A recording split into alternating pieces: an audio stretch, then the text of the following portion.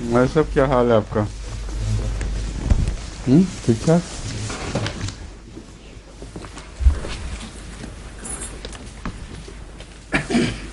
آج 47ویں آیت سے شروع کرنے ہیں سورہ ابراہیم کی. اعوذ باللہ من الشیطان الرجیم. بسم اللہ الرحمن الرحیم. وَقَدْ مَكَرُوا مَكْرَهُمْ وَعِنْدَ اللَّهِ مَكْرُهُمْ وَإِنْ كَانَ مَكْرُهُمْ لِتَزُولَ مِنْهُ الْجِبَالُ فَلَا تَحْسَبَنَّ اللَّهَ مُخْلِفَ وَعْدِهِ رُسُلَهُ إِنَّ اللَّهَ عَزِيزٌ ذُو انتِقَامٍ. يَوْمَ تُبَدَّلُ الْأَرْضُ غَيْرَ الْأَرْضِ وَالسَّمَاوَاتُ وَبَرَزُوا لِلَّهِ الْوَاحِدِ الْقَهَّارِ. یہ تلاوت ہو چکی ہے نا پہلے آخر تک نا.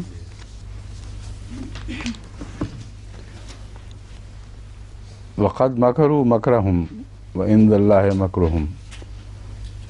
اور انہوں نے جو مکر کی طاقت تھی وہ سب مکر کر دیکھا. مکرہم سے مراد ہے اپنا مکر، یعنی ان کے مکر کی جتنی بھی استطاعت تھی، جس حد تک ان کا مکر ان کو لے جا سکتا تھا اس حد تک مکر کر دیکھا. وَعِنْدَ اللَّهِ مَكْرُهُمْ، اور ان کا مکر اللہ کی پکڑ کی طاقت سے باہر نہیں نکل سکتا. عند اللہ کا مطلب ہے کہ خدا کی طاقت جو پکڑ کی ہے اور گھیرا کرنے کی، احاطہ کرنے کی طاقت، اس سے ان کا مکر باہر نکل ہی نہیں سکتا. اپنی حد استطاعت تک اس کو پہنچا دیں تب بھی خدا کی مکر کا احاطہ کرنے کی طاقت سے باہر نہیں جا سکتا. اندہم کا یہ مطلب ہے. وَإِنْ كَانَ مَكْرُهُمْ لِتَزُولَ مِنْهُ الْجِبَالُ. خواہ مکر اتنا طاقتور ہی کیوں نہ ہو کہ اسے پہاڑوں کو ٹلایا جا سکتا ہو، یعنی اتنا خطرناک مکر ہو کہ پہاڑوں کو ٹلا سکتے ہوں اس سے، تب بھی اصل میں ہے تزول منہ الجبال، پہاڑ ٹل جائیں، جس سے ٹلانے کی بجائے ٹلنے کے معنی ہیں. خواہ ان کا مکر ایسا خطرناک ہو کہ اس سے پہاڑ ٹل جائیں. یہاں پہاڑ ٹل جائیں سے مراد ہے بڑی بڑی حکومتیں، کیونکہ قرآن کریم نے لفظ جبال کو حکومتوں کے لیے استعمال فرمایا ہے. سورہ طٰہٰ میں بڑی بڑی طاقتور قوموں، طاقتور حکومتوں کا ذکر الجبال کے لفظ میں ملتا ہے. تو اس کا یہ معنی پھر بنے گا کہ خواہ ان کا مکر ایسا خطرناک ہو کہ بڑی بڑی حکومتوں کو الٹا کے رکھ دے اور انقلاب برپا کر دے، تب بھی خدا کے خدا کے احاطے میں، یعنی اس کے علم اور اس کی پکڑ اور اس کے اقتدار کے احاطے ہی میں رہتا ہے، اس سے باہر نہیں نکل سکتا. فَلَا تَحْسَبَنَّ اللَّهَ مُخْلِفَ وَعْدِهِ. بس یہ وہ خدا ہے، وہ پھر کیوں وعدہ خلافی کرے گا؟ فَلَا تَحْسَبَنَّ کا مطلب ہے پھر تم ہرگز گمان کرنے کا حق نہیں رکھتے. کیوں تمہیں وہم ہوگا؟ فَلَا تَحْسَبَنَّ، ہرگز وہم نہ کرو، یہ خیال بھی نہ کرو کہ یہ خدا ہے جو اللہ، یہ مخلف وعدہ ہی، اپنے وعدے کو ٹال دے گا. ٹالنے والا ٹال دے گا کی بجائے وعدہ ٹالنے والا ہو سکتا ہے. مخلف یا خلفہ نہیں ہے، یہ یخلف نہیں ہے. مخلف کا مطلب ہے ایسا خدا وعدہ ٹالنے والا ہو ہی نہیں سکتا، ناممکن ہے. اور وعدہ بھی کس سے؟ رسولہ، جو اس نے اپنے رسولوں سے کیا ہو. ان اللہ عزیز ذو انتقام، یقیناً اللہ تعالیٰ غالب، بزرگی والا اور انتقام کی طاقت رکھنے والا خدا ہے. ذو انتقام، انتقام والا، یعنی انتقام کی طاقت رکھنے والا خدا ہے.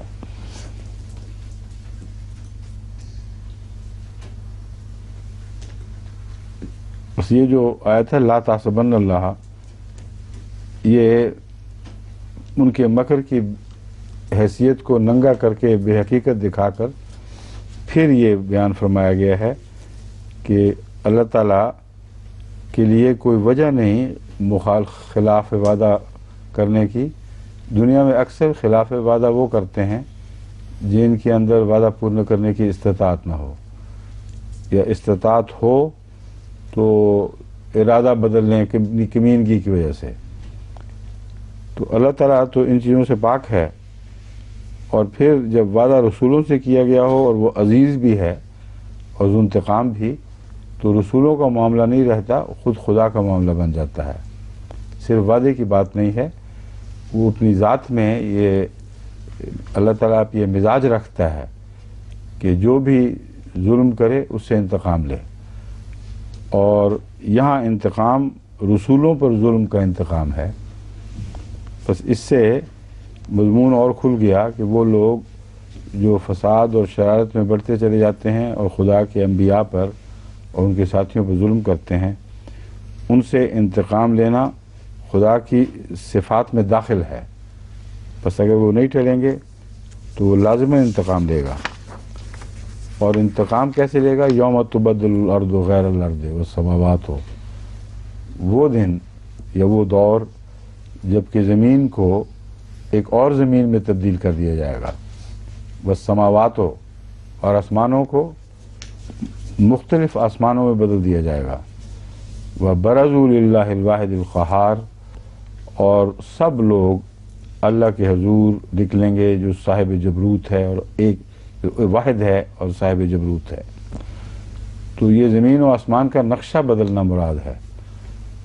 یعنی نیا دور آئے گا، نیا نظام چلے گا، نہ وہ زمین رہے گی نہ وہ آسمان رہے گا. اس طرح خدا پھر تبدیلیاں لے کر آتا ہے. وَتَرَى الْمُجْرِمِينَ يَوْمَئِذٍ مُقَرَّنِينَ فِي الْأَصْفَادِ، اس دن تو مجرموں کو زنجیروں میں جکڑے ہوئے دیکھے گا.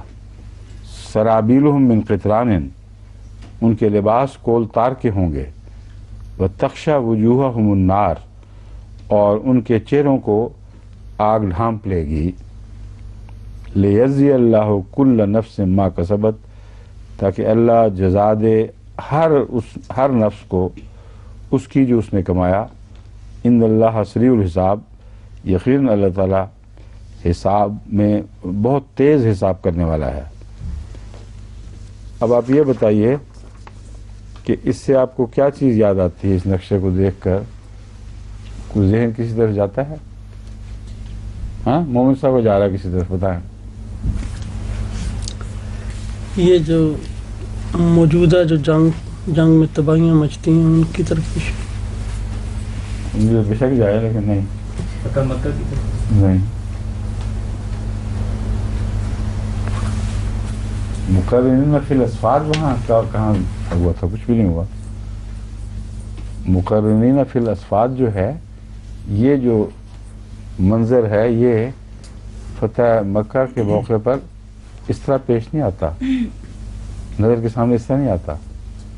اور اس کے لیے الگ آیات ہیں بڑی عظیم الشان. تو ہر چیز کو فتح مکہ پہ تو نہیں لگایا جا سکتا. اسلام کے سارے اسلام کے دور کی پیشگوئیاں ہیں. حضرت مسیح موعود علیہ السلام نے جو ازالہ عام میں ایک پیشگوئی فرمائی ہے ایک تمثیل کی صورت میں، وہ میں نے ہی اس آیت کا ترجمہ اور تفسیر معلوم ہو رہی ہے. آپ فرماتے ہیں وہ وقت جب کہ دن ڈھلنے کو ہوگا اور تھوڑا سا وقفہ رہ جائے گا اور لوگ مایوس ہو جائیں گے کہ خدا نے کچھ نہیں کیا. اس وقت اللہ تعالیٰ کی طرف سے وہ پکڑنے والے سپاہی آئیں گے، تمام مجرموں کو بلا استثناء زنجیروں سے باندھا جائے گا، ہر ایک کو سزا دی جائے گی. اور وہ دور ہے جو انقلاب کا دور ہے. وہ پورا کشف یا رویا جو بھی اس کی صورت تھی وہ پڑھ کے دیکھیں تو یہ آیتیں پڑھتے پڑھتے تو ہمیشہ مجھے بلا استثناء پڑھتے ہوئے وہ یاد آ جاتا ہے. سرابیلہم من قطران سے مراد یہ ہے کہ ان کے سارا بدن ان کا غم اور نامرادی کی وجہ سے کالا ہو چکا ہوگا، اور ان کے چہروں کو آگ جھپٹے گی، آگ لپیٹ لے گی. تو وہ آگ جو موتو بغیظکم کی آگ ہوا کرتی ہے اس کا نقشہ کھینچا گیا ہے. लियज्ज़ी अल्लाहु कुल्ल नफ्सिम मा कसबत। हज़रत मसीह अलैहिस्सलाम के की उस तमसील में जिसमें एक पेशगोई की गई है, यही अल्फाज हैं, ताकि हर शरीर को उसकी शरारत की सज़ा दी जाए। अब याद आया कि नहीं आपको? नहीं उमर साहब नहीं, मुझे याद नहीं। वो याद ही नहीं, तो बड़ा अहम है। उसके मुताबिक मैंने एक दफ़ा जब से ही जिक्र किया था। हाँ है हाँ पक्की बात।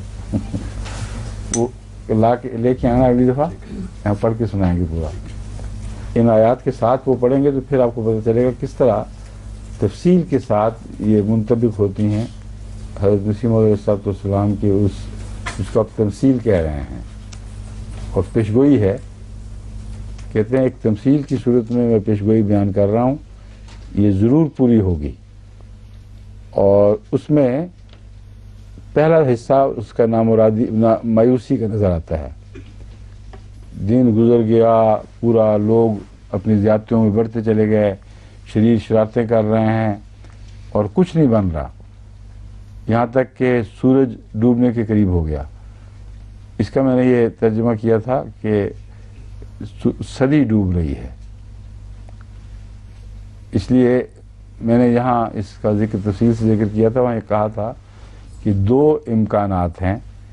ये अहमदियत की जो हिजरी सदी पूरी हुई है उस मौके पर मैंने इसका बयान किया था कि दो इम्कानात हैं। अगर तो इसको हज़रत मसीह मौऊद अलैहिस्सलाम की हिजरत वाली सदी के साथ देखा जाए तो वो अब पूरी होने वाली है, और एक वो सदी है जो मसीह मऊद की सदी बहैसियत मसीह के मुशाबे होने के है, और वो सदी फिर ईसवी सदी होगी। अगर ईसवी सदी हो तो फिर और इंतज़ार करना होगा, और ये सदी डूबेगी नहीं, यानी इस सदी का सूरज ही डूबेगा जब तक अहमदियत के हक़ में कोई अजीम शान निशान ज़ाहिर नहीं हो जाएगा। इस हवाले से मैंने हज़रत मसीह अलैहिस्सलाम के उस रोया नहीं था बल्कि एक तमसील, एक पेशगोई थी, उसके हवाले से बात की थी। ये आयतें जब मैं पढ़ता हूँ तो वही नक्शा नज़र आता है, और ये इल्हाम भी हज़रत मसीह मौऊद अलैहिस्सलाम को हो चुका है। यौम तुबद्दलुल अर्दु गैरल अर्दि वस्समावातु, हैं, लिल्लाहिल वाहिदिल क़हार, हाँ हाँ वबरज़ू लिल्लाहिल वाहिदिल क़हार। अब 96 साल जो है, ये सदी का आखिरी हिस्सा जो है वो उलट तो गया है। 95 के बाद मेरा ख्याल था कि आखिरी लम्हात का निस्फ़ पूरा हो जाता है। अगर एक साथ लें पूरे 10 साल को, समझे, तो फिर वो उलट गया है। अब कितना और उलटना है जब ये बात शुरू होगी, ये अल्लाह बेहतर जानता है, लेकिन मुझे उम्मीद है कि इंशाअल्लाह अगले चंद सालों के अंदर ये ज़रूर बात पूरी हो जाएगी।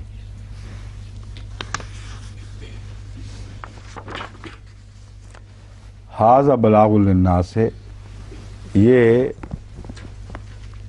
एक पैगाम है जो लोगों तक जिसका पहुंचाना है, लोगों पर गोया हुज्जत तमाम करने वाला एक पैगाम है। वले युनज़रू, उसे लोगों तक पहुंचाना है, वले युनज़रू, ताकि वो डराए जाएं बेही, इस पैगाम के ज़रिए, वले यालमू, और ताकि वो जान लें, अन्नमा हुवा इलाहु वाहिदुन, कि सिर्फ अल्लाह ही है जो वाहिद मबूद है, वले यज़क्कर उलुल अलबाब, और ताकि साहिब अक्ल लोग नसीहत पकड़ें। ये सारा तौहीद का मज़मून वाहिदुल क़हार वाला वही अपने मंतक़ी नुक्ता अरूज को पहुँच रहा है। ये बातें होंगी तो फिर लोगों को पता चलेगा कि बादशाही सिर्फ़ एक खुदा की है, और वही आखिर पे गालिब आएगा, तौहीद का क़याम होगा और साहिब अक्ल लोग नसीहत पकड़ेंगे।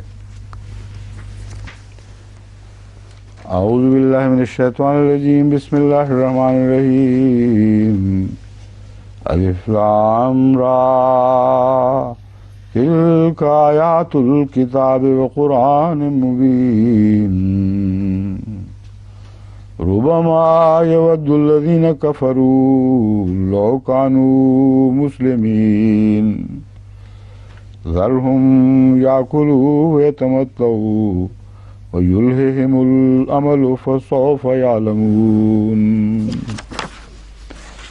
وما أهلكنا من قرية إلا ولها كتاب معلوم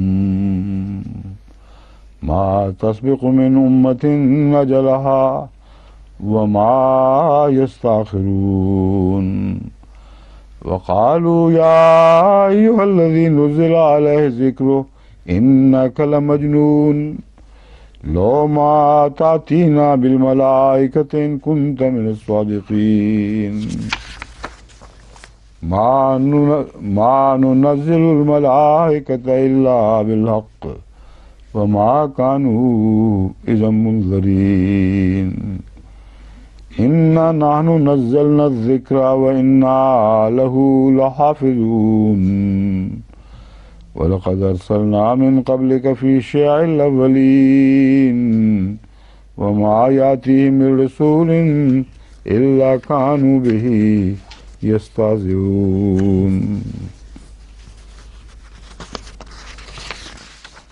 كَذَلِكَ نَسْلُكُهُ فِي قُلُوبِ الْمُجْرِمِينَ لَا يُؤْمِنُونَ بِهِ وَقَدْ خَلَتْ سُنَّةُ الْأَوَّلِينَ ولو فتحنا عليهم بابا من السماء فظلوا فيه يعرجون لقالوا إنما سكرت أبصارنا بل نحن قوم مسحورون ولقد جعلنا في السماء بروجا وزيناها للناظرين وحفظناها من كل شيطان رجيم إلا من استرق السمع فأتبعه شهاب مبين والأرض مددناها وألقينا فيها رواسي وأنبتنا فيها من كل شيء موزون وجعلنا لكم فيها معايش ومن لستم له برازقين وإن من شيء إلا عندنا خزائنه وما ننزله إلا بقدر معلوم وأرسلنا الرياح لواقح فأنزلنا من السماء ماء فأسقيناكموه وما أنتم له بخازنين وإنا لنحن نحيي ونميت ونحن الوارثون ولقد علمنا المستقدمين منكم ولقد علمنا المستأخرين وإن ربك هو يحشرهم إنه حكيم عليم.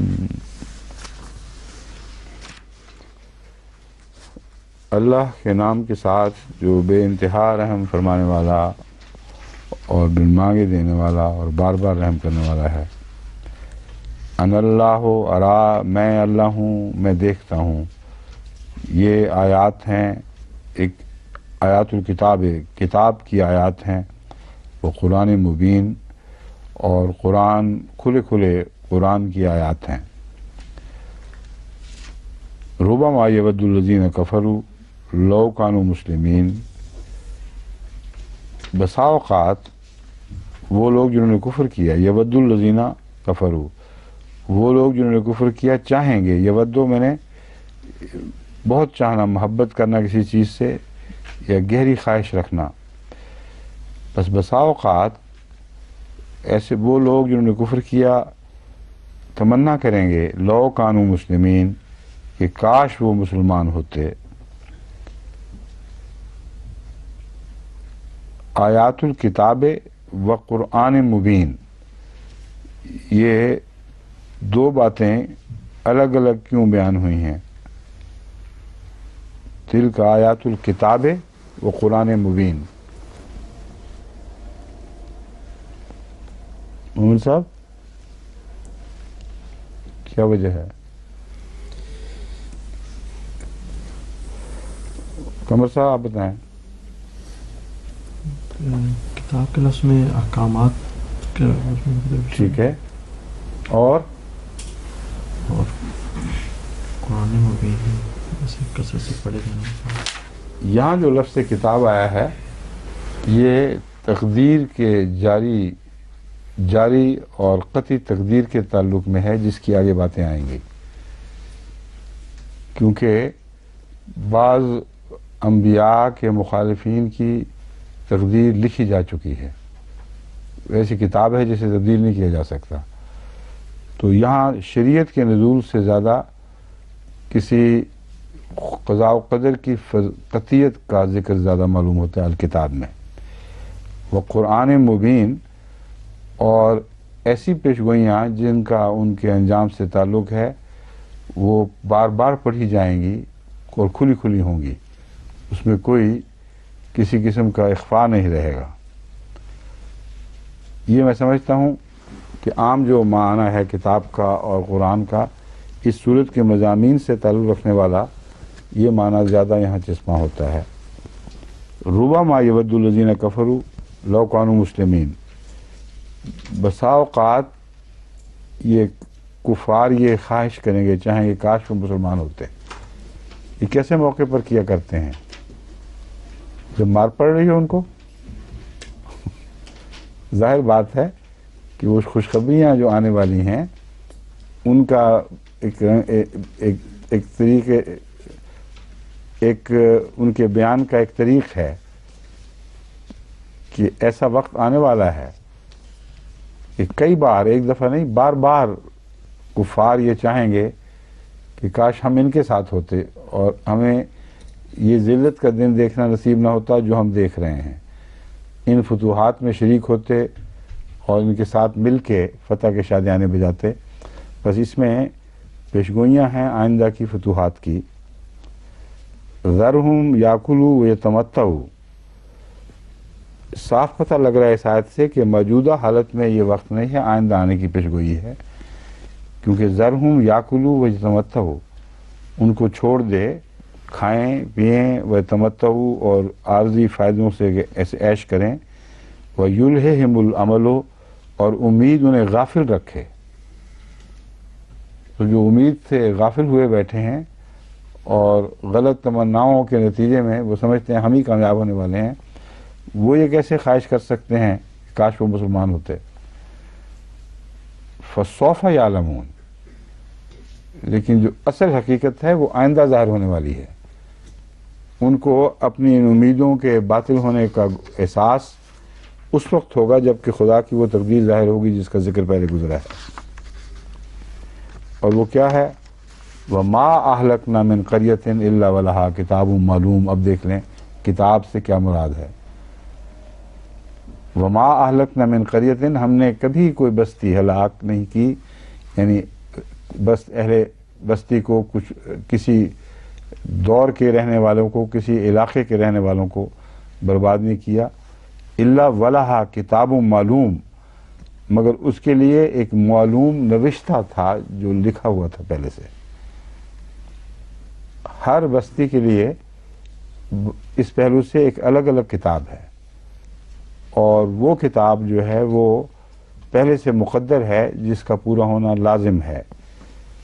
تو فرمایا ہر بستی کے لیے الکتاب کے کوئی ابواب ہیں، اس کے بعض کتاب کے حصے اس بستی پہ پورا اترتے ہیں، بعض اس بستی پر اترتے ہیں، مگر اس کا مضمون پہلے سے طے شدہ ہے.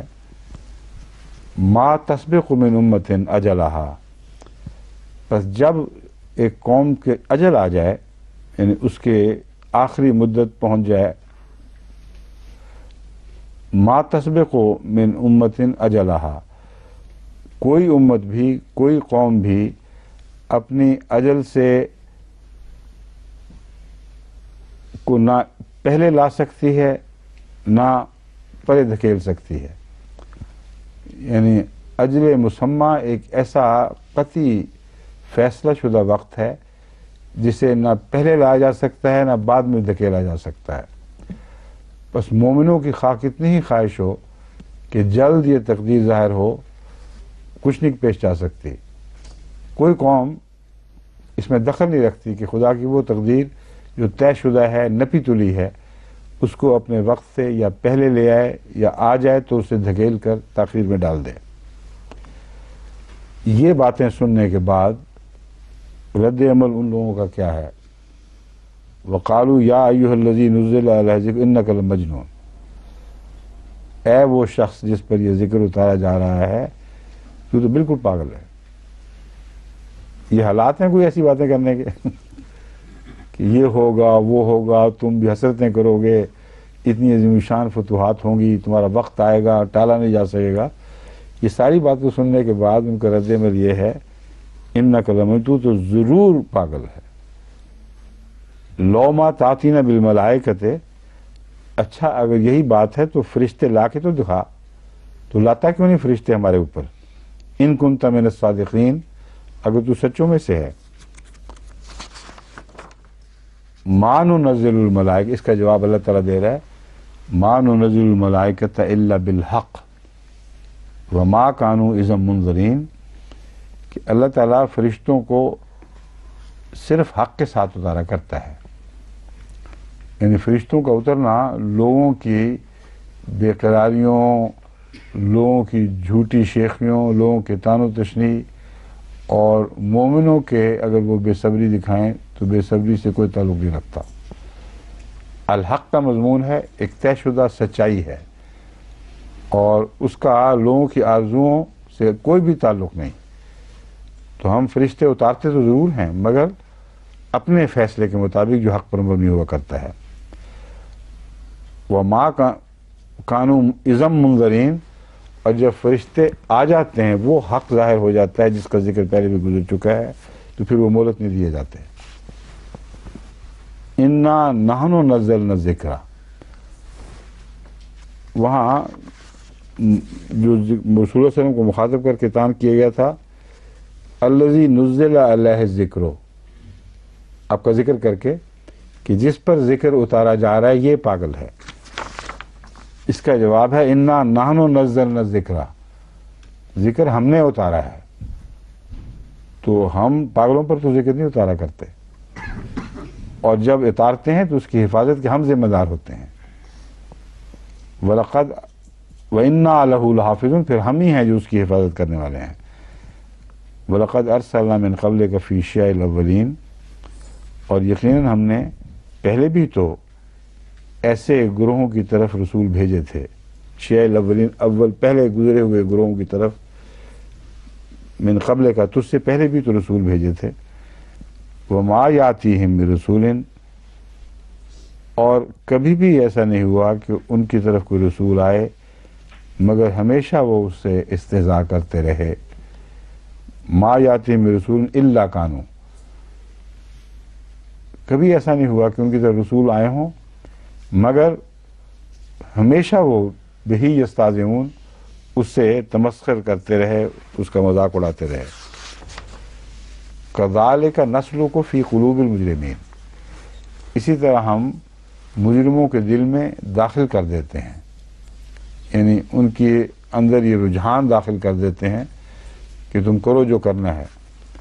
لا یؤمنون بہ وقد خلت سنت الاولین، وہ اس پر ایمان نہیں لاتے، اور جو پہلوں کی سنت ہے ان کا کیا حال کیا گیا تھا، ان کا کیا انجام ہوا تھا، وہ ان کے سامنے ہے، گزر چکی ہے وہ. تو سنت الاولین سے مراد پہلوں کے دور کی عبرت بھی کہا جا سکتا ہے کہ پہلے دور کا وہ، مگر سنت سے مراد تو اللہ تعالیٰ کی ایسی تقدیر کا جاری کرنا ہے جو مخالفین کے حق میں بری سنت بنتی ہے اور رسولوں کے حق میں ایک اچھی سنت بنتی ہے.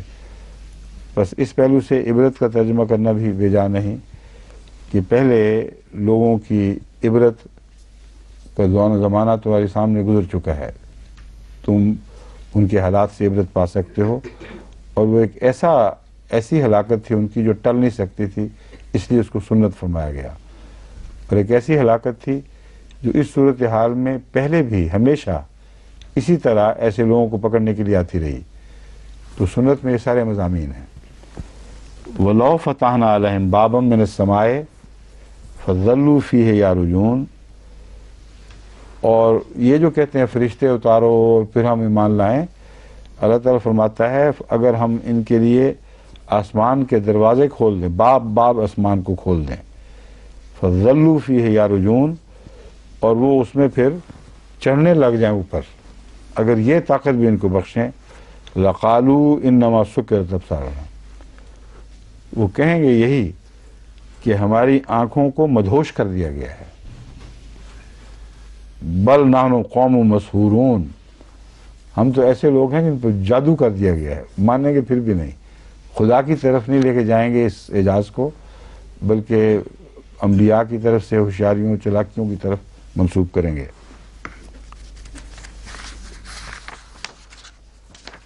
جہاں تک آسمان کے دروازے کھلنے کا تعلق ہے، اس مضمون کو ایک اور رنگ میں اب اللہ تعالیٰ بیان فرما رہا ہے کہ آسمان میں بہت سی منازل ہیں ستاروں کی، جو ان کی مینشنز ہیں، اکٹھے ستاروں کے گروہ بعض جگہ رہتے ہوئے دکھائی دیتے ہیں. وَلَقَدْ جَعَلْنَا فِي السَّمَاءِ بُرُوجًا، ہم نے آسمانوں میں بروج بنائے ہیں، وَزَيَّنَّاهَا لِلنَّاظِرِينَ، اور دیکھنے والوں کے لیے انہیں پرکشش بنا دیا ہے، خوبصورت بنا دیا ہے. وَحَفِظْنَاهَا مِنْ كُلِّ شَيْطَانٍ رَجِيمٍ، اور ہم نے اسے ہر دھتکارے ہوئے شیطان سے بچایا ہے. اب رجیم کا لفظ جو ہے وہ رجم کے فاعلی معنوں میں بھی آ سکتا ہے کہ نہیں؟ آ سکتا ہے نا. اس موقع پر میرا رجحان ہے اس شیطان، یہ ترجمہ کرنا کہ وہ شیطان جو شعلے بن کے لپکتا ہے، یعنی آسمان پہ جو شہب ثاقب ہیں اگر ظاہری معنی کیا جائے، اور جو بڑے بڑے میٹیورز وغیرہ گرتے ہیں اور آگ کے شعلے ان کے پیچھے دکھائی دیتے ہیں، فرمایا ہے ان ستاروں کے جھرمٹ کو جن کا ذکر کیا گیا ہے ہم نے ہر قسم کے آسمانی حادثات سے بچایا ہوا ہے. وہ شیطان، یہاں شیطان آگ سے بنا ہوا ہے شیطان، تو شیطان کا لفظ قرآن کریم میں جیسا جن کا لفظ ہے بہت وسیع معنوں میں استعمال ہوا ہے. صرف وہ نفس کے شیطان کی بات نہیں، اور بھی بہت سے شیاطین ہیں. تو وہ شیطان جو پتھراؤ کرتے ہیں ان پر، کیا کہتے ہیں، اجرام فلکی پر، ان سے بچانے کا خدا نے بھی انتظام کر رکھا ہے. لیکن اگر اس کا معنی روحانی معنی لیے جائیں تو پھر کچھ روحانی کچھ مادی اکٹھے معنی یہ بنتے ہیں کہ آسمان کی بلندیوں پر انسانوں کی نظر ہے اور بہت دلکشی ہے اس میں، اور ان کے دل میں کریت پیدا ہوتی ہے کہ ہم دیکھیں یہ کیا چیز ہے، وہ اس طرف جانے کی کوشش کریں گے. بس یہ تھا وہ مضمون جو میں کہہ رہا تھا کہ دروازوں کے ذکر میں ایک اور ملتا جلتا مضمون شروع ہوا ہے کہ در کھولے بھی جاتے ہیں، مگر علم کے ذریعے آسمان کے در کھولے جاتے ہیں. اور آسمان کے در کھولنے کی طبی تمنا لوگوں میں پائی جاتی ہے کیونکہ بہت خوبصورت مناظر بلندی پر دکھائی دیتے ہیں، چاہتے ہیں کہ ہم کسی طرح ان میں داخل ہو سکیں، ان تک پہنچ سکیں. تو اللہ تعالیٰ فرماتا ہے حافظناہا من کل شیطان رجیم، ہم نے اس کی حفاظت کی ہے ہر دھتکارے ہوئے شیطان سے جو خدا کی خاطر جستجو نہیں کرتے بلکہ اپنی بڑائی کی خاطر، اپنی سربلندی کی خاطر ان جگہوں تک پہنچنے کی کوشش کرتے ہیں. ہم نے ان سے ان کو بچا رکھا ہے ان معنوں میں کہ ان کی ان کوششوں کو جسمانی لحاظ سے رد کر دیا جائے گا. الا من استرق السمع، ہاں ریڈیائی پیغامات اور لہروں کے ذریعے جو کچھ ان تک پہنچتا ہے علم وہ مستثنا ہے. اسے چھوڑ کر یہ جب بھی وہاں جانے کی کوشش کریں گے अतबहु शिहाब मुबीन, खुला खुला एक शोला इन पर लपकेगा, इनके पीछे चलेगा ताकि इनको भस्म कर दे। यही वो ज़ाहरी आजकल के दौर में ज़ाहरी तौर पर पूरे होने वाली पेशगोई है, जिसमें जितने भी सफ़र किए जाते हैं उसमें शोलों से बचने के लिए एक ऐसे खौल में सफ़र किए जाते हैं जो हर किस्म के शोलों के ख़तरात से बचाने की कोशिश करता है। और ज़ाहरी नक्शा एक बहुत ही खूबसूरत दिखाई देता है। वो आप शोलों पर सफ़र करता है चूँकि रॉकेट, इसलिए उसके पीछे आपको हमेशा फातबाहु शिहाब मुबीन, एक खुला खुला रोशन शोला उसकी गोया पैरवी कर रहा है, उसके पीछे पीछे लगा हुआ है। ये ज़ाहरी नज़ारा बिल्कुल साफ हर रॉकेट की दफ़ा दिखाई देता है। बस इस तरह का सम्मा फातबाहु शिहाब मुबीन में ये नक्शा भी रॉकेट का और कायनात के मख्फी राजों की जुस्तजू का हमें इस दौर में दिखाई दे रहा है। तो वो कुछ सुनते हैं, कुछ आवाज़ों से मालूम करते हैं, रेडियाई लहरों को कंप्यूटराइज करते हैं, उसके ज़रिए जो कुछ मालूम कर सकते हैं करते हैं। और जब वो ये सफ़र करते हैं तो पीछे एक आग का लंबा सा शोला गोया यूँ लगता है उनके पीछे पीछे लपक रहा है। ये हो सकता है, इस हद तक रसाई है, मगर जिस्मानी तौर पर इनके लिए नामुमकिन है कि उन बुलंद व बाला क्या कहते हैं उर्दू में उसको, बुर्ज कहते हैं, सितारों की मनाजिल तक पहुंच सकें, जो सितारों की झुरमट हैं उन तक पहुंच सकें। हाँ, ज़मीन में उनके लिए अल्लाह ताला ने आसानी पैदा फरमा दी है, वो यहाँ रहें, जो मर्जी करें, दौड़े फिरें। वल अर्द मददनाहा, और ज़मीन को हमने बिछा दिया है, मगर तर्ज़ बयान ये नहीं है कि ज़मीन को बिछा दिया, फरमाया वल अर्दा, और ज़मीन उसे तो हमने बिछा दिया है। यानी आसमान के मुकाबले पर ज़मीन की बातें करते हो, वल अर्दा ज़मीन का पूछते हो, मददनाहा हमने उसे बिछा दिया है, वालक़ैना फ़ीहा रवासिया, और उसमें पहाड़ डाल रखे हैं, यानी जगह जगह पहाड़ डाल दिए हैं ज़मीन में। व अम्बतना फ़ीहा मिन कुल्लि शैइन मौज़ून, और उसमें हर किस्म के मुतनासिब चीज़ें पैदा फरमा दी हैं। किस ज़रिए से? अम्बतना फ़ीहा, उगा कर, जो ज़मीन से नबातात की सूरत में उगने वाली मुतनासिब चीज़ें हैं वो पैदा फरमा दी हैं। तो आसमान से पानी उतर कर उस ज़मीन पर आता है जो बराबर कर दी गई है, और फिर इन लोगों के लिए सारी नेमतें यहाँ मुहैया हो गई हैं, इसलिए आसमान पर ना भी जाएं तो कोई फ़र्क नहीं पड़ेगा इनको। व जालना लकुम फ़ीहा माइश, और तुम्हारे लिए हमने उसमें ज़िंदा रहने के हर किस्म के सामान मुहैया फरमा दिए हैं, और उनके भी वमल लस्तुम लहू बिराज़िक़ीन, और हर उस चीज़ के भी जिसके तुम राज़िक़ नहीं हो बल्कि अल्लाह राज़िक़ है। अब ये जो मज़मून है मल लस्तुम लहू बिराज़िक़ीन, ये कुरान करीम में एक और जगह भी है कि हम ही हैं जो इनको रिज़्क़ पहुँचाते हैं, तुम नहीं पहुँचाते। ये हैरत अंगेज़ मज़मून है जो कायनात में दिखाई दे रहा है, और आंखें खोले आदमी तो पता चलता है। रात को कभी दफ़ा नमाज पढ़ते हुए सामने एक कीड़ा चलता हुआ दिखाई दे रहा है, रेंगता हुआ, बिल्कुल बेअक्ल बेशऊर, पता नहीं किस अंधेरे कोने में छुपा हुआ था, रोशनी देखी तो निकल आया। और मस्जिद में भी बाज़ दफ़ा वहाँ सामने महराब में एक कीड़ा निकलता है रेंगता हुआ। अब उसको क्या पता कि मैंने कहाँ जाना है, कहाँ वापस आना है, और उसकी खुराक क्या है। और उस जगह साफ़ सुथरी मस्जिद में जहाँ मुबारक साहब झाड़ू फेरते रहते हैं, उस कीड़े के लिए क्या पड़ा हुआ है जिससे वो जिंदा, मगर है सही।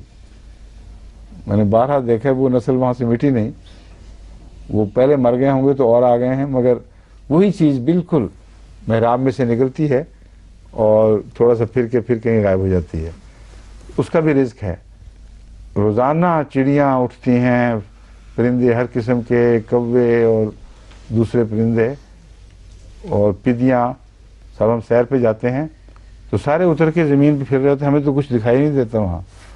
ہر ایک کو پتہ ہے کہ میرا رزق کہاں ہے, اس کا رکھا ہوا ہے. آخر زندہ ہیں, پرورش پا رہے ہیں, نشو و نما پا رہے ہیں, کہاں سے بنتا ہے وہ رزق کچھ سمجھ نہیں آتی. وہ جو لکڑہارا ہے وہ کٹ کٹ کٹ کٹ کرتا ہے درختوں پر, ایسے درختوں پر جو قریباً مر چکے ہیں,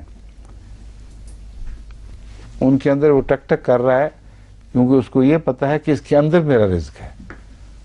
اور وہ کیڑے جو اس کھائی ہوئی لکڑی کے اندر پلتے ہیں وہ ٹک ٹک سے گھبرا کے باہر نکلتے ہیں تو وہ ایک دم ان کو دبوچ لیتا ہے. اب اس لکڑہارے کو یہ کس نے سکھایا ہے؟ تو اللہ تعالیٰ فرماتا ہے من لستم بہ رازقین لستم لہو برازقین, کہ تم بیوقوف ہو, تم سمجھتے ہو کہ انسان کے بغیر رزق کا نظام چل نہیں رہا, تو بڑی کوششوں سے اپنے لیے کر رہے ہو, ٹھیک ہے, مگر ان کے لیے کون کر رہا ہے جن کی تعداد تم سے کروڑوں گنا زیادہ ہے, اور کوئی ان کو وہ استطاعت نہیں بخشی گئی جو تمہیں عقل و فکرت کی استطاعت بخشی گئی ہے, جس میں تم جو نظام زندگی ہے اس کو اس کے مطابق قدرت کو ڈھال رہے ہو. یہ ان لوگوں میں یہ طاقت نہیں ہے. یہ دو الگ الگ نظام معیشت ہیں. ایک میں آپ قدرت کو مسخر کرنے کی کوشش کرتے ہیں اور ڈھال کر اپنی مرضی کے مقاصد اپنی محنتوں سے حاصل کرتے ہیں, جیسے کاشت کرنا ہے, جیسے درخت پھلدار درخت لگانا ہے, اور ہر قسم کی فصلیں اگانا ہے, ان کی دیکھ بھال اور پرواہ کے دوسرے کام کرنے ہیں. یہ ساری چیزیں جانور نہیں کر سکتے, اور وہ ہمارے مقابل پر بھاری اکثریت میں ہیں, اور وہ اتنی دیر سے ہیں کہ ہم اس کا عشر اشیر بھی نہیں پا سکتے. ہم تو زمانے کے آخر پہ پیدا ہوئے ہیں. آخری چند اگر 24 گھنٹے کا زمانہ گزرا ہو تو آخری سیکنڈ میں ہم کسی وقت ظاہر ہوئے بحیثیت انسان. تو وہاں تک زندگی پہنچی کیسے تھی؟ اگر ان کو رزق انسان دیتا تھا. تو اگر موجودہ پر نظر رکھیں تب بھی لستم لہو برازقین کا مضمون حیرت انگیز صفائی سے ابھرتا ہے, اور اگر ماضی کو دیکھیں تو پھر تو بالکل ہی صاف ہو جاتا قصہ. ایسا زمانہ نہیں آیا تھا کہ تو انسان شے مذکورہ ہی نہیں تھا. حضرت ہین من الدہر لم یکن شیئا حضرت انسان ہین من الدہر لم یکن شیئا مذکورا. کیا انسان پر کوئی ایسا دور نہیں آیا کہ وہ قابل ذکر چیز ہی نہیں تھی؟ مطلب ہے ابھی پیدا نہیں ہوا تھا, اپنے تخلیق کے ایسے مراحل میں تھا کہ بحیثیت انسان وہ مذکور نہیں ہو سکتا تھا. نبات کا دور میں سے گزرے, ہم انبتکم نباتا, اللہ تعالیٰ نے نبات کے طور پر تمہیں اگایا تھا, بطور انسان تو مذکور تھا ہی نہیں. ایسے تمام ادوار میں جو ہماری زندگی کے انسانی زندگی کے مکمل دور کے مقابل پر اس سے بھی زیادہ لمبے ہیں, جیسے 24 گھنٹے میں ایک سیکنڈ کے ایک حصے کے مقابل پر باقی 23 گھنٹے اور 49 منٹ اور 59 منٹ اور 59 سیکنڈز کا جو دور ہے وہ نسبت اس سے بھی کم ہمیں یہاں نسبت حاصل ہے. تو رزق کا نظام بھی ایک حیرت انگیز چیز ہے, اس کی طرف متوجہ فرمایا گیا ہے. اب اس کو پوری سائنس بنا دیا گیا ہے, اس کو ایکو سسٹم کہتے ہیں, کہ حیرت انگیز نظام ہے جس میں جو معدنیات بھی ایک اثر اس میں شامل ہیں, اس میں ایک کردار دکھا رہی ہیں, پانی, خاک, آب, سب کچھ, ہوا وغیرہ, اور اس کے علاوہ جانور یہ ایک دوسرے کے رزق میں مددگار ہیں. اور اس توازن کو جہاں بھی بگاڑیں گے وہاں کسی نہ کسی اسپیشیز کے لیے بھوکے مرنے کے احتمالات پیدا ہو جائیں گے, کیونکہ یہ توازن ہے جس پر یہ سب نظام قائم ہے. جو ویسٹ پروڈکٹ ہے ایک جانور کی, وہ دوسرے کے لیے ایک نعمت اور ایک غذا ہے. انسان کی ویسٹ پروڈکٹ اس کے سبزیوں کے لیے، اس کی سبزیوں کے لیے، اس کے پھلوں کے لیے ایک غذا بن جاتی ہے. تو نتھنگ از ویسٹ. یہ ہے رزق کا نظام جو اللہ تعالیٰ نے پیدا فرمایا. ایک ایک ذرہ ریسائیکل ہو رہا ہے، اور وہ جو خطرہ پیدا ہو رہا ہے کہ فضا کی آلودگی ہو جائے گی، وہ خدا کے نظام میں نہیں ہے. اب یہ بھی ایک حیرت انگیز بات ہے. انسان کا جو پیدا کردہ نظام رزق ہے، یعنی اپنے لیے جو کمانے کی کوشش کرتا ہے، اس کا بڑا انحصار انڈسٹری پہ ہے، اور اس کا ویسٹ پروڈکٹ سنبھالنا ایک عذاب بن گیا ہے. ناممکن ہو گیا انسان کے لیے کہ اس کے ویسٹ پروڈکٹ کو اس طرح کہیں دفنا دے کہ وہ فضا کی آلودگی کا موجب نہ بنے، لیکن بن رہا ہے. تو خدا کا رزق کا نظام ایسا ہے جو ہر قسم کے ایسے خطرے سے کلیتاً پاک ہے. 1 ارب سال سے جاری ہے، اور آج تک آلودگی نہیں ہوئی. اور انسان نے پچھلے 100-200 سال میں جو کچھ کارستانیاں کی ہیں، ساری فضا آلودہ کر دی ہے. تو اگر انسان کھلاتا ہے ان جانوروں کو بھی، تو جتنے کارخانے چاہیے تھے وہ تو زمین اور آسمان زہر سے بھر جاتے، زندہ رہنا ویسے ہی ناممکن ہو جاتا. تو جہاں خدا تعالیٰ سوال اٹھاتا ہے ایسے ہلکے ہلکے، ان پر ٹھہر جانا چاہیے، پاز کرنا چاہیے. جیسے خوبصورت مناظر کو تیزی سے گزرتے ہوئے نہیں آپ دیکھ سکتے، کئی موڑوں پر ٹھہرنا پڑتا ہے، وہاں دیکھنا پڑتا ہے. تو یہ بھی ایسی ہی ایک آیت ہے، وَجَعَلْنَا لَكُمْ فِيهَا مَعَائِشَ. اس زمین میں ہم نے تمہارے لیے معیشت کے بہت سے سامان پیدا کیے، اور ان کے لیے بھی، اس کے لیے بھی جس کا لَسْتُمْ لَهُ بِرَازِقِينَ، تم اس کو رزق دینے والے نہیں ہو. یہ اس لیے فرمایا گیا ہے کہ اپنے آپ کو بھی دراصل تم نہیں دے رہے.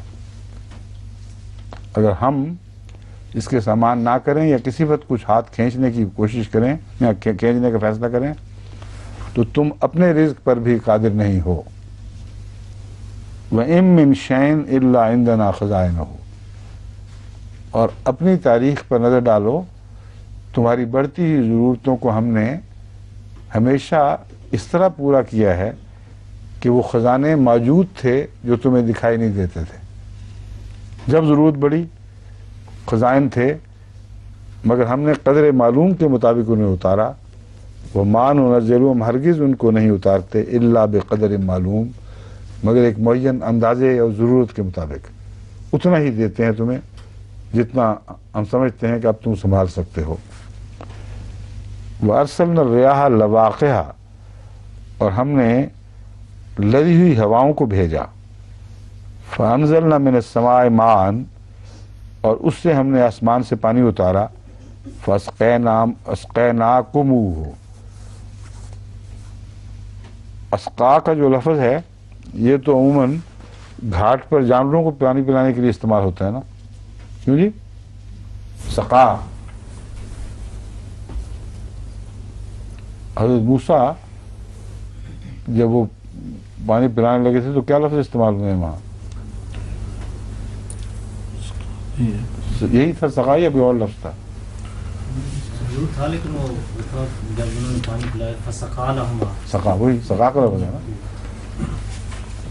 عام طور پر ڈکشنریوں میں لفظ سقا کے تابع مویشیوں کو ان کے گھاٹ پر پانی پلانے کے معنی بیان ہوئے ہیں. تو اسقیناکموہ، ہم نے تمہیں اس سے پانی پلایا، مراد یہ نہیں ہے کہ مویشیوں کی طرح ہانک کر، بلکہ ایک یہ معنی ہے کہ تمام بنی زندگی کوئی ہر قسم کے لیے پانی پلانے کے سامان فرمائے. وَمَا أَنْتُمْ لَهُ بِخَازِنِينَ، اور تم اے مخاطبین اسے جمع کرنے کی قدرت ہی نہیں رکھتے. یہی مضمون پہلے میں نے بیان کیا نا، اس کے اندر شامل ہے پہلی باتوں میں کہ جو رزق تم سمجھتے ہو تم کما رہے ہو، تم نہیں کما رہے. یہ اللہ دے رہا ہے تو تم کر رہے ہو، جو دیتا ہے اس کو بھی سنبھال نہیں سکتے اور اپنی ضرورت کے لیے جمع نہیں کر سکتے. اب پانی کو انسان جمع کرتا ہے بظاہر، لیکن اگر پانی برسنا بند ہو جائے تو پھر کبھی کوئی انسان جمع نہیں بڑی سے بڑی دنیا کی طاقت بھی اپنی ضرورت کے لیے پانی جمع نہیں کر سکتی۔ چند دن خشکی آ جائے، خشک سالی ہو، یا خشک سالی تو خیر لمبا دور ہے، چند دن بھی بارش نہ برسے تو یہ باتیں آنی شروع ہو جاتی ہیں اخباروں میں کہ اب پانی کا کیا بنے گا، وہ اتھارٹی کیا کرے گی، اور پہلے زمانوں میں کب ایسا ہوا تھا، پھر ہم نے کیا کیا تھا، سوائے اس کے کہ وہ لندن کی سے نکلنے والی بدروائیں انسانی گند بہتا ہے اس کو صاف سوف کر کے واپس دریائے ٹیمز میں ڈال دیں، ان کے پاس اور کوئی علاج نہیں۔ اور وہ جو گندگی ہے وہ ایسی ہے کہ یورپ کے ممالک میں شاید وہ کبھی بھی پاس نہ ہو سکے، مگر یہ بیچارے مجبور ہیں، مرتا کیا نہ کرتا، یہ حالت ہو جاتی ہے کہ پانی نہ برسے، اور کچھ دیر کے بعد وہ بھی سوکھ جاتا ہے، ٹیمز کا پانی بھی نیچے ہو جاتا ہے کہ کچھ نہیں کر سکتے۔ پھر سوچتے ہیں اب ہم کیا کریں، کہاں سے پانی لائیں، اور اللہ تعالیٰ فضل کر دیتا ہے، وہ بلا کو ٹال دیتا ہے۔ تو یہی بیان فرما رہا ہے تم تو اس کو جمع کرنے کی بھی طاقت نہیں رکھتے، کجا یہ کہ اس کو سمندروں سے اٹھاؤ اور پہاڑوں پہ برساؤ اور پھر جاری پانی کی صورت میں ایک صاف شفاف آلودگی سے پاک پانی کی صورت میں اسے حاصل کرو، تم تو اس کو جمع کرنے کی بھی استطاعت نہیں رکھتے۔ وَإِنَّا نَحْنُ نُحْيِي وَنُمِيتُ وَإِنَّا لَنَحْنُ نُحْيِي وَنُمِيتُ وَنَحْنُ الْوَارِثُونَ، اور یقیناً ہم ہی ہیں جو زندہ کرتے ہیں اور مارتے ہیں، یعنی زندگی اور موت کا نظام معیشت سے جو تعلق رکھتا ہے یہ سارا ہمارے قبضہ قدرت میں ہے۔ وَنَحْنُ الْوَارِثُونَ، پھر تم چند دن رہ کر جب گزر جاتے ہو تو یہ ہماری زمین ہمارے ہاتھ ہی میں آتی ہے، تو ہمارے پاس ہی پھر اس کا ورثہ چھوڑ جاتے ہوں کہ ہم اصل مالک ہیں۔ وَلَقَدْ عَلِمْنَا الْمُسْتَقْدِمِينَ مِنْكُمْ وَلَقَدْ عَلِمْنَا الْمُسْتَأْخِرِينَ وَإِنَّ رَبَّكَ هُوَ يَحْشُرُهُمْ إِنَّهُ حَكِيمٌ عَلِيمٌ، اور ہم تم میں سے ہر اس شخص کو جانتے ہیں یا ان لوگوں کو جانتے ہیں جو بعض چیزوں کو پہلے لانا چاہتے ہیں۔ استقدمہ کا ایک ہے سبقت لے جانا ایک معنی، اور ایک معنی ہے کسی چیز کو پہلے لانے کی کوشش کرنا۔ وَلَقَدْ عَلِمْنَا الْمُسْتَأْخِرِينَ، اور ان کو بھی جو پیچھے رہ جانے والے ہیں یا ذرا ٹالنا چاہتے ہیں باتوں کو، ان سب کا حال ہم پر روشن ہے، ہم جانتے ہیں۔ مگر اس سے پہلے یہ آیت گزر چکی ہے کہ جب خدا کی تقدیریں ظاہر ہوں تو نہ استقدام کام آتا ہے، نہ کیا کہیں گے اس سے کیا بنے گا ورب مستاخرین، استخار ہوگا، استخار جی استخار ہوگا جی، نہ استقدام کام آ سکتا ہے نہ استخار کام آ سکتا ہے۔ نحن نوحی و نمید کے ساتھ یہ مضمون ہے، اس لیے میں نے یہ ترجمہ اس کا نمایاں کیا، ورنہ عام طور پر تو ترجمہ یہی ملے گا سبقت لے جانے والے، پیچھے رہ جانے والے، مگر اگر یہ ترجمہ کریں یہ جو ممکن ہے اس کا بھی کوئی تعلق نکل آئے گا تو پھر یہ آیت جو ہے اس سے بے تعلق دکھائی دینے لگتی ہے۔ وَإِنَّا نَحْنُ نُحْيِي وَنُمِيتُ وَنَحْنُ الْوَارِثُونَ، تمہاری زندگیوں اور موت کے اوپر بھی تمہیں ذرہ بھر اختیار نہیں ہے۔ یہ تقدیریں جو ہیں نہ ان کو تم پہلے لا سکتے ہو نہ بعد میں کر سکتے ہو۔ جب کسی کے ہاں خدا تعالیٰ زندگی دینے کا فیصلہ فرمائے گا، اولاد کا فیصلہ کرے گا، اس سے پہلے کھینچ کر کوئی لا نہیں سکتا، اور کسی کی زندگی کے معاملات میں دخل نہیں دے سکتا کہ اس کے نہ ہو، اور موت کے متعلق بھی انسان کا کوئی بس نہیں، کوئی اختیار نہیں ہے۔ چنانچہ ان ربک ہوا یاشرہم میں مستقدمین اور مستاخرین کا یہی معنی ہے جو زیادہ مطابقت رکھتا ہے۔ تم اپنی موت اور زندگی پر تو کچھ بھی اختیار نہیں رکھتے، یہ ٹال نہیں سکتے ان باتوں کو، نہ جلدی لا سکتے ہو۔ اللہ کا کام ہے، تمہارے رب کا کام ہے کہ پھر آخر تمہیں وہ اکٹھا کر دے یا اکٹھا کر دے گا۔ انہ حکیم علیم، وہ بہت حکمت والا اور بہت جاننے والا ہے۔ یہ جتنے نظام گزرے ہیں ان کا گہرا تعلق علم اور حکمت سے ہے. اس کے بغیر اتنا عظیم الشان نظام کائنات، بلکہ اس زمین کا نظام کہنا چاہیے، یہ بنانا اور اس کو مینٹین کرنا ممکن ہی نہیں ہے.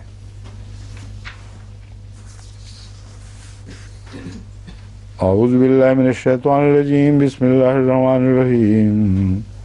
وَلَقَدْ خَلَقْنَا الْإِنسَانَ مِنْ صَلْصَالٍ مِّنْ حَمَإٍ مَّسْنُونٍ وَالْجَانَّ خَلَقْنَاهُ مِنْ قَبْلُ مِنْ نَارِ السَّمُومِ وَإِذْ قَالَ رَبُّكَ لِلْمَلَائِكَةِ إِنِّي خَالِقٌ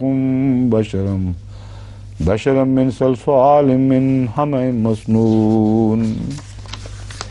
اب اتنا وقت رہ گیا کہ 2-3 آیتیں پڑھی جا سکتی ہیں. وَلَقَدْ خَلَقْنَا الْإِنسَانَ مِنْ صَلْصَالٍ. میں نے آپ سے کہا تھا کہ جو پہلا مضمون گزر رہا ہے اس میں صرف ہمارے حال کا ذکر نہیں چل رہا، ہمارے ماضی کا بھی ذکر ہے، اور بہت لمبا دور ہے جس میں انسان زندگی کی پرورش فرمائی گئی ہے. تو اللہ تعالیٰ آغاز آفرینش کی طرف لے جاتا ہے، فرماتا ہے وَلَقَدْ خَلَقْنَا الْإِنسَانَ مِنْ صَلْصَالٍ.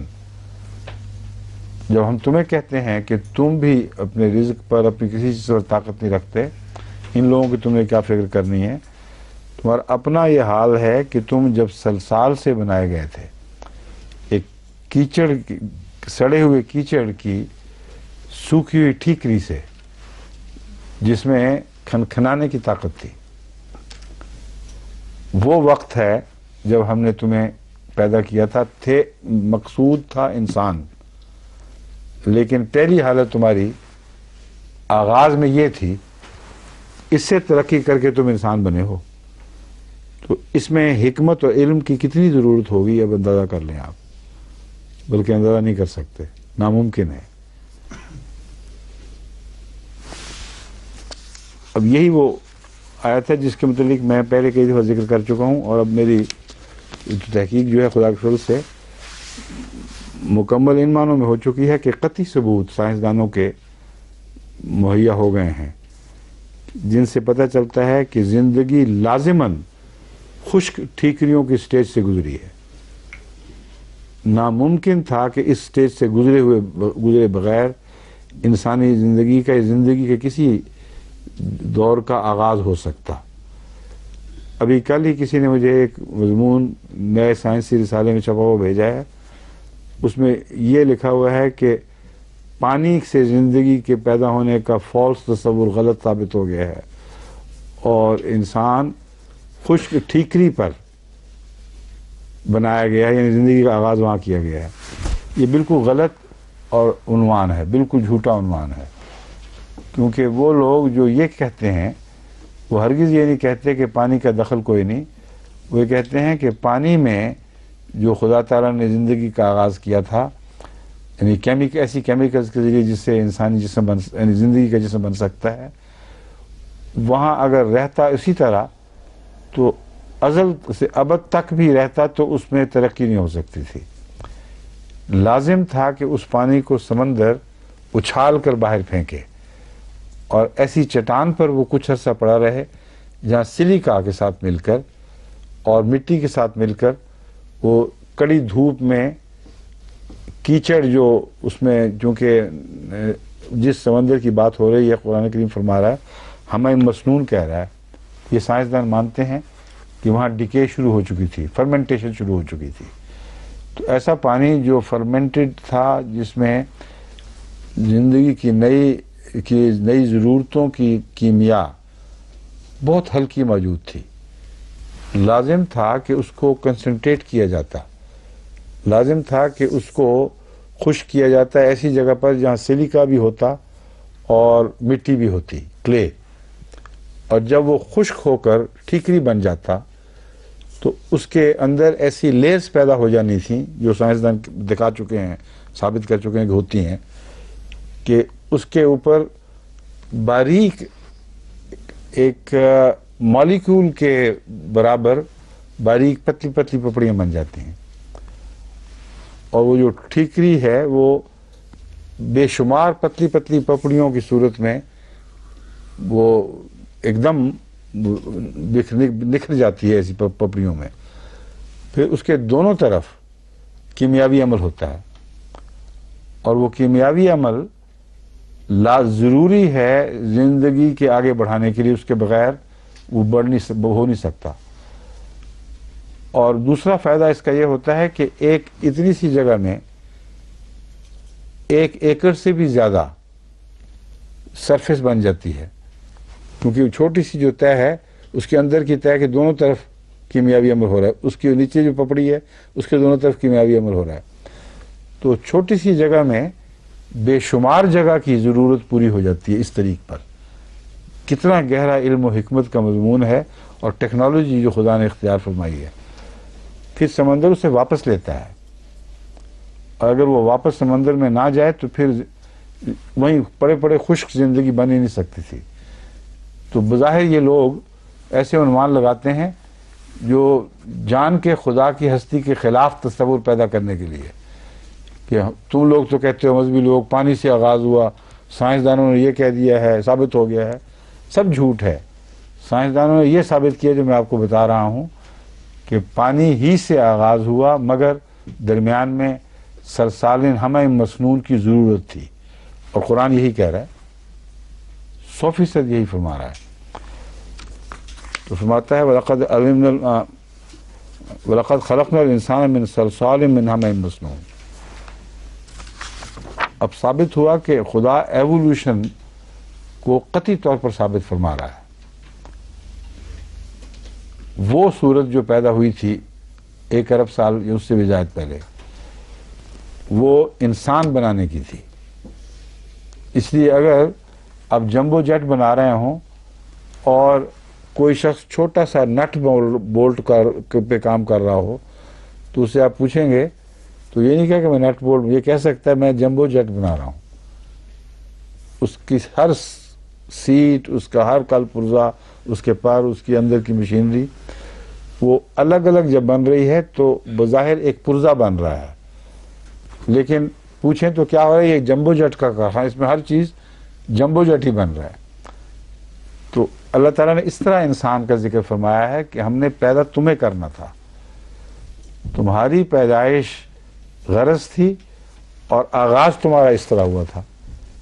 اس لیے یہ غلط ہے کہ جانوروں سے انسان پیدا ہوا ہے. انسان کی وجہ سے جانور پیدا ہوئے ہیں.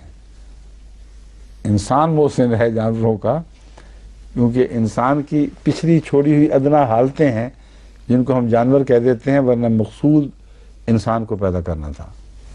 ہو گیا وقت؟ وقت ختم ہو گیا. باقی پھر کل انشاءاللہ. کل نہیں اگلے. ٹھیک ہے جی. افریقہ سے آغاز ہوا تو انسانی ہما کا لفظ اس کی تائید. یہ جو آغاز ہے اس کے مطلب سائنسدانوں کو خیال ہے کہ آسٹریلیا میں کہیں وہ راکس ہیں، آسٹریلیائی سمندر میں، جہاں یہ اچھالا گیا تھا، کیونکہ بعض راکس کا انہوں نے انداز بتایا ہے کہ وہاں اس قسم کے ماحول ملتا ہے. اگر پانی اچھالا جائے تو وہاں سلیکون بھی ہے، کلے بھی ہے، وہ اپنے اندر سمیٹ لیتی ہے. اتنی دور رہتی ہے کہ عام طوفان میں ہر روز چھینٹا نہ پڑے اس پر، اور پھر جب بہت بڑی لہر اٹھے تو ریکلیم کر لے اس کو. میں رنگ کالا تھا. رنگ کالا افریقہ آدمیوں کا کارن، یا ہما کا لفظ ریسزم کا کوئی ذکر نہیں یہاں.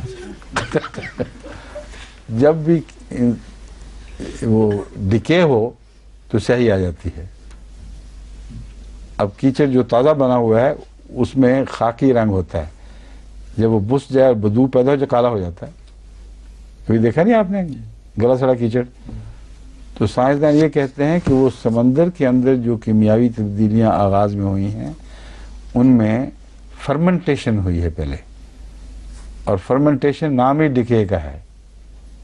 فرمنٹیشن ہائیڈرولسس سے تعلق رکھتی ہے، مگر دوسری ڈکے اور چیزوں سے تعلق رکھتی ہے.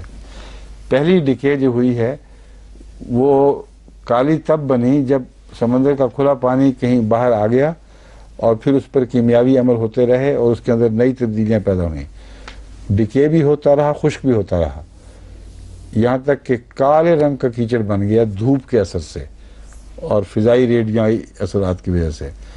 جب وہ کیچڑ بن گیا تو پھر وہاں اس کو کچھ دیر تک خدا نے رکھا تاکہ وہ ٹھیکریاں بن جائے.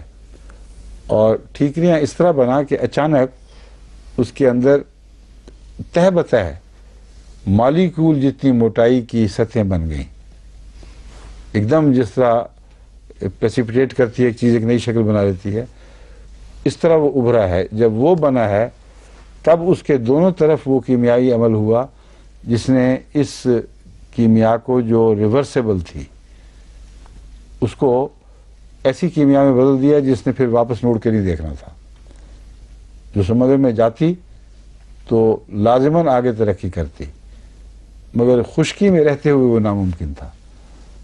بس یہ ایک سٹیج ہے جس کا قرآن ذکر فرما رہا ہے. بعض جگہ کہتا ہے پانی سے پیدا فرمایا, بعض جگہ کہتا ہے خشک مٹی سے پیدا کیا, بعض جگہ کہتا ہے گیلی مٹی سے پیدا کیا. تو میں نے یہ باقاعدہ غور کر کے سائنسی حوالوں کے ساتھ اسے ترتیب دیا ہے کہ خدا تعالیٰ زندگی کی پیدائش کی مختلف سٹیجز بیان فرما رہا ہے. ان کے بعد پھر نباتات کی سٹیج آتی ہے, اور جب نباتات کی سٹیج ہے تو مکمل خاموشی ہے. ابھی حیوانات نہیں پیدا ہوئے, اور یہی ہوا زندگی کا پہلے زندگی نباتات کی صورت میں اگی تھی اور تمام زمین ڈھانپی گئی تھی ابتدائی قسم کی نباتات سے, اور نہ کوئی کیڑا نہ مکوڑا نہ کوئی پھرنے والا جانور. وہ شیم مذکورہ تھا ہی نہیں انسان اس وقت, لیکن وہ نباتات انسان تھی کیونکہ اس کی ابتدائی حالت تھی جسے پیدا کرنا مقصود تھا. ٹھیک ہے. اب افریقہ کا خیال آپ کو چھوڑ نہیں رہا ابھی تک.